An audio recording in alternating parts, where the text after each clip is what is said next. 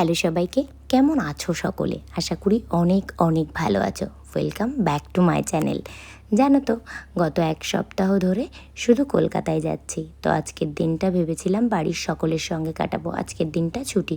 কিন্তু গতকাল বাড়ি এসে জানতে পারি আজ বাড়িতে কেউ থাকতে পারবে না। হ্যাঁ, যেহেতু আমার ছুটি আছে আর এদিকে সবাই বাড়ি ছেড়ে চলে গেল।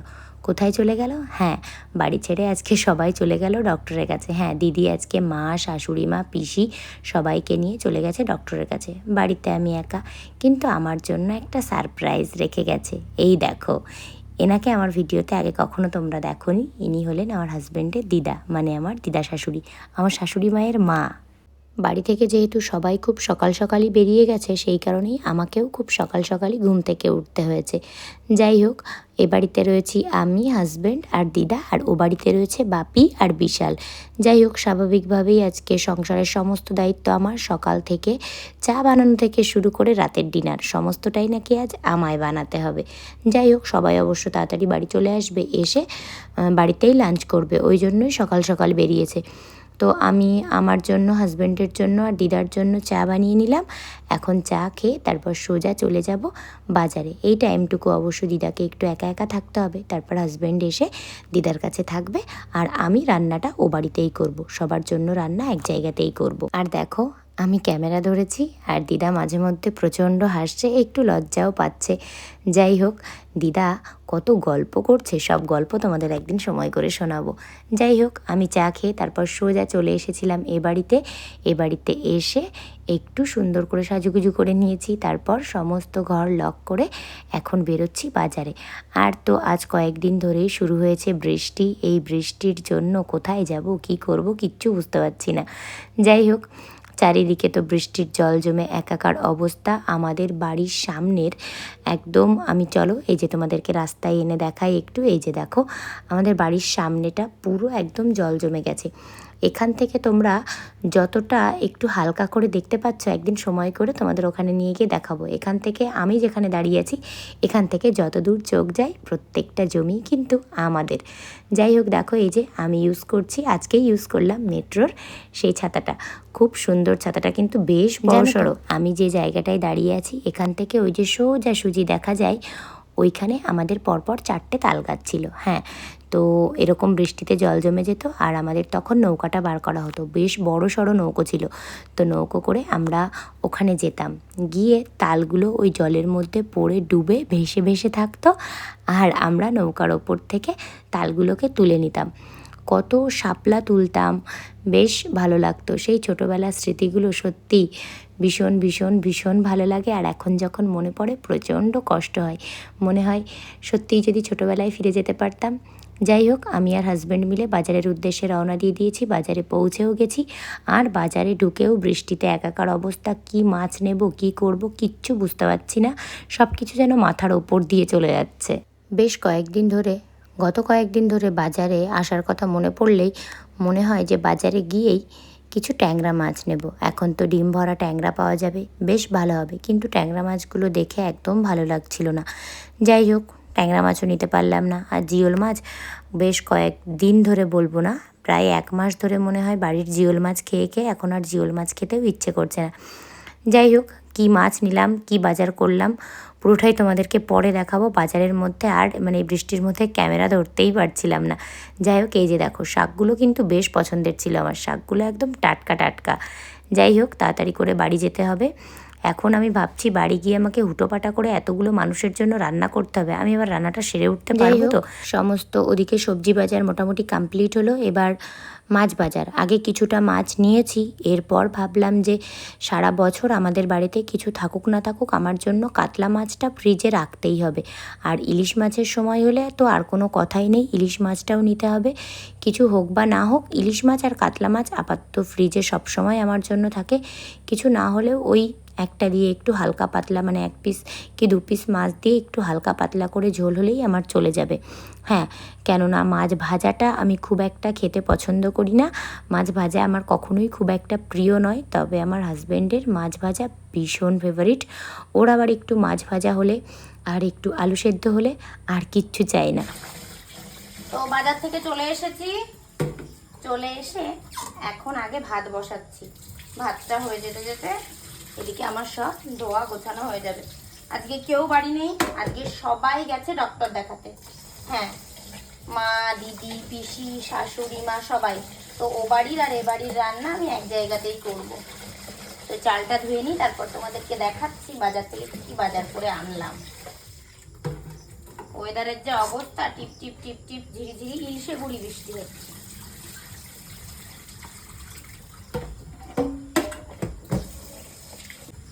চালটা ধোয়া কমপ্লিট হলো। এবার চলো তোমাদেরকে দেখাই বাজার থেকে কি কি এনেছি। তার মধ্যে এটা নিতে হবে, এটা নিতে হবে। এবার এসো দেখো, দেখো এটা আগের দিন আমার দিদি রান্না করতে গিয়ে পুড়িয়ে ফেলেছিল। তো চলো, প্রথমেই এই যে হাজব্যান্ড এনেছিল ছোট মাছ,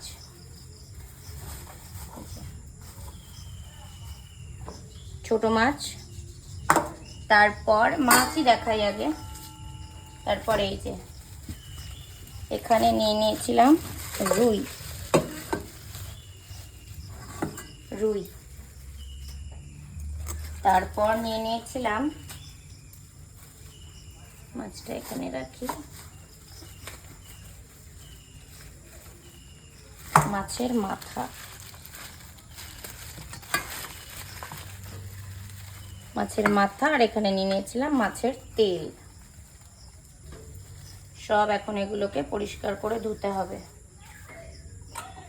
তারপর আরো আছে, দাঁড়াও দেখাচ্ছি।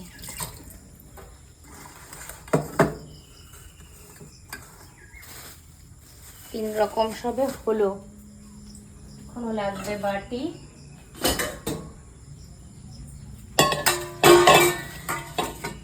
এখানে নিয়ে নিয়েছিলাম মাটন,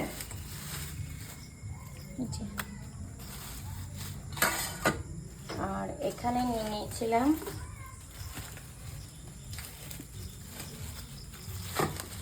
ইলিশ মাছ।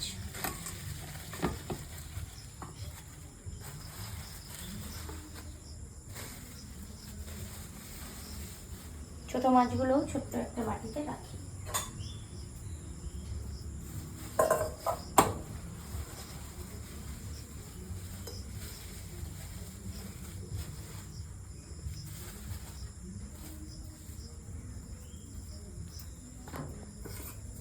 তো এই যে মোটামুটি ভাবে এই ছিল বাজার।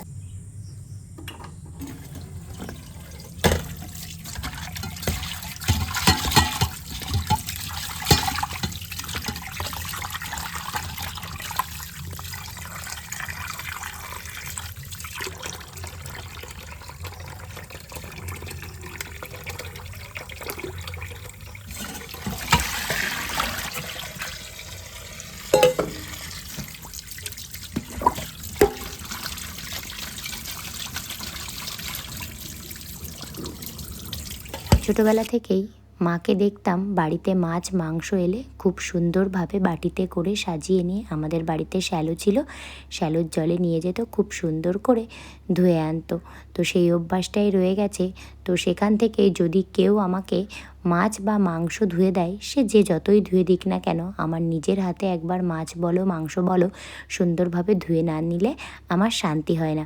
বাড়িতে তো মাছ মাংস এলে তারপর আমি যদি রান্নাঘরে ঢুকি, সেই মাছ মাংস যদি আমায় কেউ ধুয়ে দেয়, তারপর মাছ মাংসগুলো নিয়ে আমি যখন আবার ধুতে যাই, তখনই আমাকে বাড়ি থেকে বলে মাছের পিসগুলো বা মাংসের পিসগুলোকে একটু বাসন মাজা স্কচব্রাইট দিয়ে ডলে নিলে ভালো হতো না।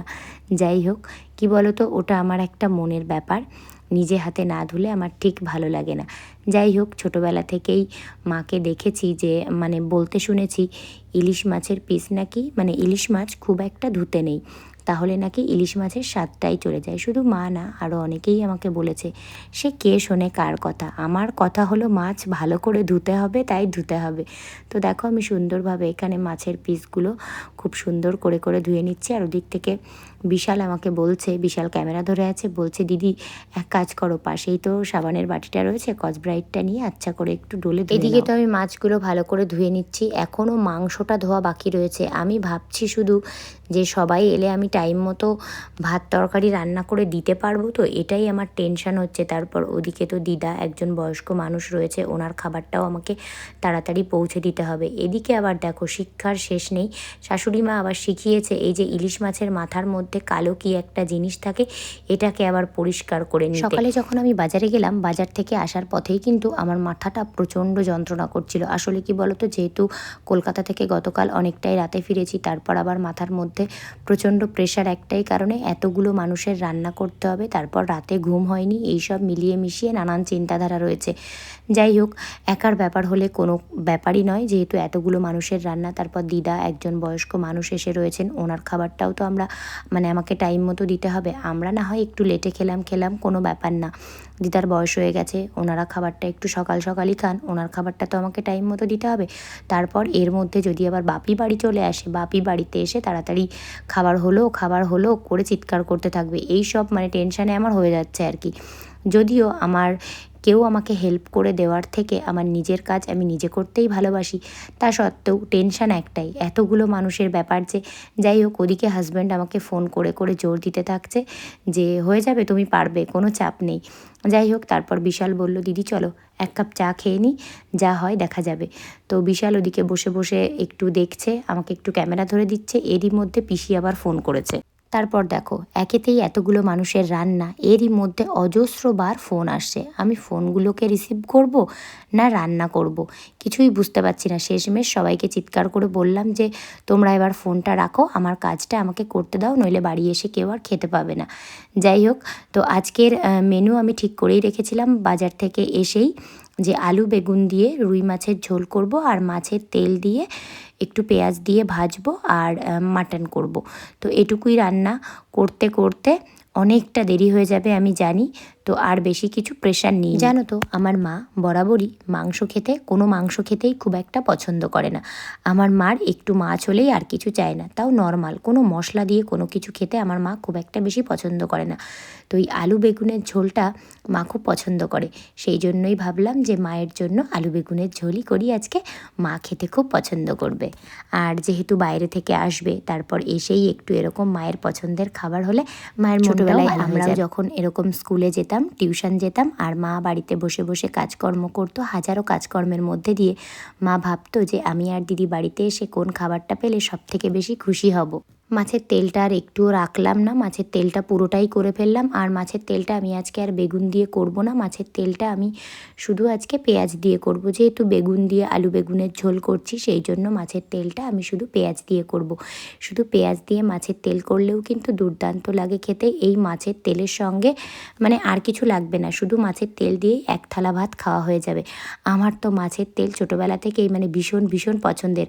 মাছের তেল তোমাদের কার কার প্রিয় আমাকে অবশ্যই কমেন্ট করে জানাতে ভুলো না। কিন্তু ওপাশে মাছের তেলটা রেডি হতে এপাশে কিন্তু আমি মাছের ঝোলের জন্য আলু বেগুনগুলো সুন্দর করে ভেজে নিয়েছিলাম। বেগুনগুলো তুলে রেখে তারপর আলুগুলোর মধ্যে আমি দিয়ে দিলাম আগে থেকে করে রাখা গরম জল দিয়ে লঙ্কা চিড়ে দিয়ে, তারপর এর মধ্যে এখন আমি অ্যাড করব আগে থেকে ভেজে রাখা মাছগুলো। তো আলুগুলো কিন্তু অনেকটাই গলে গেছে, যেহেতু আলুগুলোও খুব সুন্দর করেই ভাজা ছিল। আর বেগুনগুলো আমি একটু খানিকক্ষণ পরে দেবো, যাতে বেগুনগুলো খুব বেশি গলে না যায়। ছোটোবেলা থেকেই দেখতাম বাড়িতে বাপি মাংস আনলে মা পাশাপাশি একটা মাছের ঝোল রাখতোই, আর সেটা বেশিরভাগ ক্ষেত্রেই কিন্তু আলু বেগুন দিয়ে বা শুধু বেগুন দিয়েই করতো।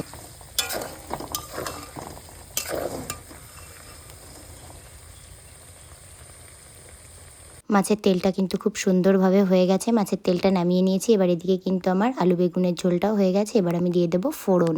আলু বেগুনের এই তরকারিতে আজকে ফোড়নের জন্য আমি কিন্তু শুধু জিরেই ব্যবহার করব, আর আদা বা অন্য কিছু কোনো বাটা মশলা আমি ব্যবহার করব না। ওদিকে কিন্তু আমি কাঁকরোল কেটে রেখেছিলাম, কাঁকরোলগুলোকে এখন সুন্দর করে ওপাশে ভেজে নেব।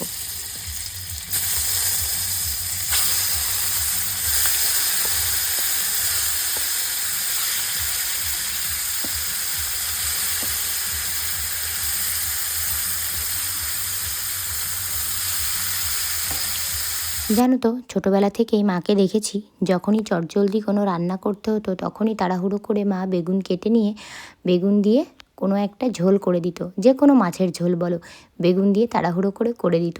তো মা বেগুনের যে ঝোলটা তাড়াহুড়ো করে করতো না, দুর্দান্ত লাগতো খেতে। এভাবেই আমি বেশিরভাগ ক্ষেত্রে রান্না করি।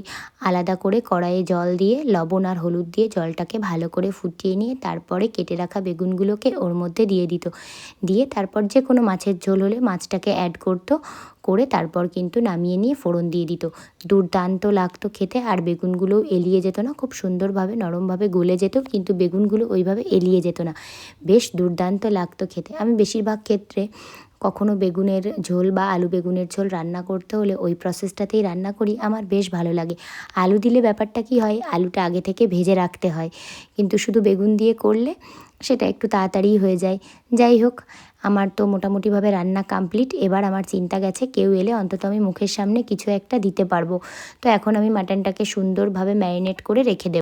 1 ঘন্টা মতো মাটনটাকে আমি ম্যারিনেট করে ফ্রিজের মধ্যে রেখে দেবো। আর এই 1 ঘন্টার মধ্যে আমি স্নান, দুপুরের পুজো, ও বাড়িতে গিয়ে সমস্ত কিছু সেরে নেব।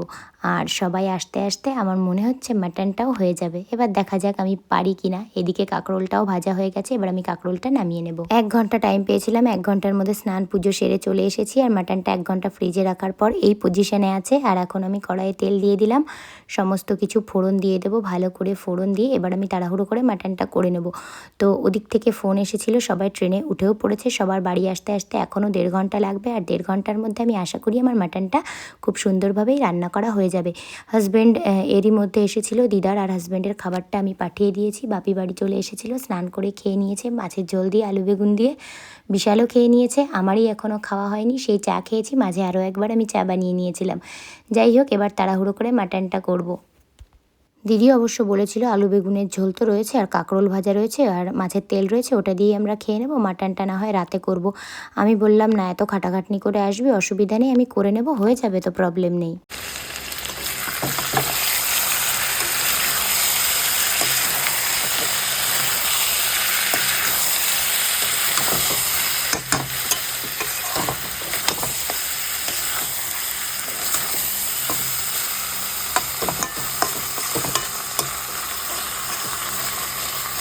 মাটনটা কিন্তু আমি প্রেশার কুকারে দেবো না, এভাবেই কষিয়ে কষিয়ে রান্না করব। সময় আছে তো অসুবিধা নেই, সব কিছু টাইমের মধ্যেই হয়ে যাবে।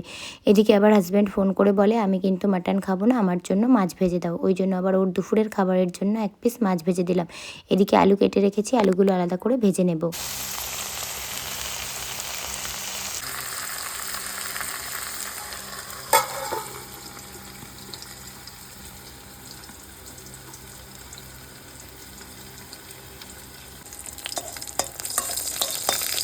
মাছটাকে আমি খুব সুন্দরভাবে ভেজে তুলে নিয়েছি। তারপর ওই কড়াইয়েই কিন্তু আমি আরও একটু তেল দিয়ে, তেলটা ভালো করে গরম করে নিয়ে ওর মধ্যেই কিন্তু আমি দিয়ে দিয়েছি আগে থেকে কেটে ধুয়ে জল ঝরিয়ে রাখা আলুগুলোকে আমি খুব সুন্দরভাবে ভেজে নেব। আর এদিকে কিন্তু মাটনটাকে আমি ঢেকে ঢেকে খুব সুন্দরভাবে কষিয়ে নিচ্ছি। আর এখন একটু এদিক থেকে ওদিক হলেই কিন্তু মাটনটা নিচ থেকে ধরে যাবে। এখন বি কেয়ারফুল, খুব সাবধানে, এখন মাটনের কাছ থেকে একটুও সরা যাবে না।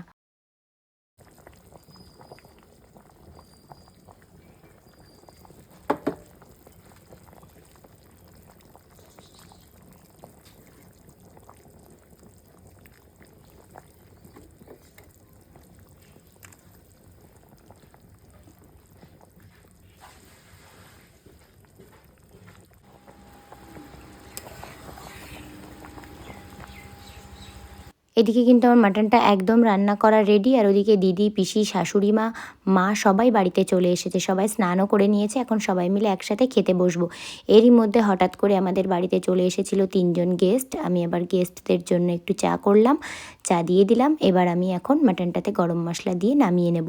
যেহেতু গরম মশলা দিয়ে আমি একটু নেড়ে চেড়ে নিলাম। আর এখন যেহেতু পিসি চলে এসেছে, আমি পিসিকে বললাম তুমি মাটনটাকে সুন্দরভাবে নামিয়ে নাও। এই যে দেখো কতটা সুন্দর হয়েছে। তোমরা কে কে মাটন খেতে পছন্দ করো অবশ্যই আমাকে কমেন্ট করে জানাতে ভুলো না। সারাদিন প্রচুর পরিশ্রম করেছি, রান্না খাওয়া সেরে আবার স্নান সেরে এখন এই যে রেডি হয়ে নিয়েছি। আর আমার পেছনে দেখো মানে দিদির নাইটি আর গামছা নাড়া রয়েছে, কিচ্ছু করার নেই। বৃষ্টির মধ্যে আমাদের নাজেহাল অবস্থা, কারোর জামা কাপড় শুকোচ্ছে না। আমার মনে হয় প্রত্যেকটা বাড়ির এই একই সমস্যা। তারপর রেডি হয়ে চলে এলাম একটু বাজারে এসেছি একটাই কারণে, দিদা যেহেতু চলে যাবে, অনেক দিনই এসছে, তো আমি তোমাদেরকে তো ভিডিওতে শুধু আজকেই দেখাতে পারলাম। দিদা যেহেতু অনেক দিন এসছে, আমি তো বাড়িতেই ছিলাম না, সেই কারণেই তোমাদের সঙ্গে দিদার পরিচয় আরও আগে করানো হয়নি। যাই হোক, তো দিদা যেহেতু চলে যাবে আর কাল সকালেই যেহেতু আমি আবার কলকাতা বেরিয়ে যাব, সেই কারণে দিদার জন্য তো একটা শাড়ি নিতে হবে। তো সেই জন্য আমি দিদি আর পিসিকে বললাম, চল বাজারে যাই, দিদার জন্য একটা শাড়ি নিয়ে আসি।